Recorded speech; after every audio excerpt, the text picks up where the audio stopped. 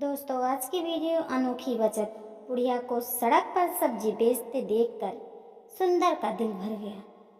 वह उसके पास गया और बोला, दादी, मुझे पहचाना?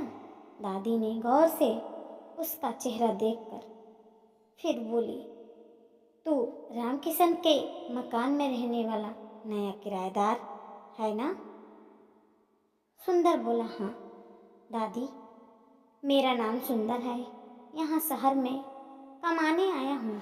मैं आपको रोज़ देखता हूँ। आपके घर का पड़ोसी होने के कारण रोज़ आपके दर्शन हो जाते हैं। गांव में मेरी दादी भी आपकी उम्र की है। जब भी आपको देखता हूँ मुझे मेरी दादी याद आ जाती है। दादी ने उसके सर पर हाथ फेरा, फिर एक गाजर उठाकर उसे देते हुए बोली, तू बहुत अच्छा है रे सुंदर, ले ये गाजर खा ले। सुंदर बोला, रोज ये सब्जियां बेचकर कितना कमा लेती हो दादी? दादी बोली, यही कोई 40-50 रुपए कमा लेती हूँ। मेरे लिए इतना बहुत है पेट भरने के लिए। सुंदर बोला, आपका कोई अपना नहीं है ना इस दुनिया में? दादी बोली, भगवान ने कोई औलाद नहीं दी बेटा।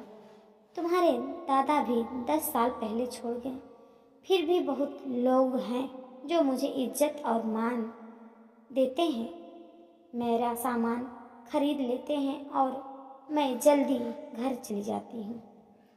सुंदर बोला, एक बात बोलूँ दादी?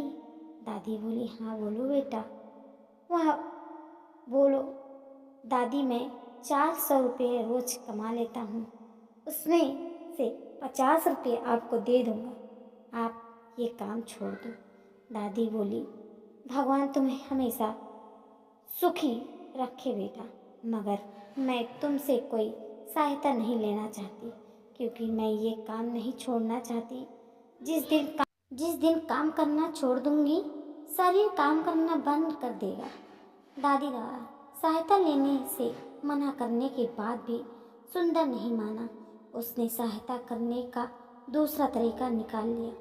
वह रोज 50 रुपये का नोट रोज चुपके से रात में दादी के घर डालने लगा, मगर सुंदर को पैसा डालते हुए महीने से ऊपर हो गया था। फिर भी दादी ने काम करना नहीं छोड़ा था। सुंदर सोचने लगा कि दादी पैसे इकट्ठा कर रही है। जिस दिन दादी को लगेगा कि पैसे काफ़ी इकट्ठे हो गए हैं, तब वह शायद काम करना छोड़ देगी। इसलिए वह लगातार पैसा डालते रहा। साथ में वह बीच बीच में दादी से मिलता रहा, मगर दादी ने उसे कभी नहीं बताया कि कोई रात में चुपके से। एक साल बाद सुंदर अपने गांव जा रहा था कि दादी उसके मकान पर चली आई। फिर बोली, बहन की शादी पर घर जा रहे हो, इसीलिए मेरे तरफ भी कुछ शगुन के पैसे ले जाना। सुंदर बोला, आप पैसे रहने दो दादी, आप तो सिर्फ अपना आशीर्वाद भेज दो। आपके आशीर्वाद से बहन का जीवन महक उठेगा। दादी एक पोटली सुंदर को देते हुए बोली, मेरा आशीर्वाद इस पोटली में बंद है, अपने घर ले जाकर खोलना। सुंदर को कुछ संदेह हुआ तो उसने दादी के सामने ही पोटली खोल ली। पोटली में 50 के नोटों की 4 गुड़िया थी।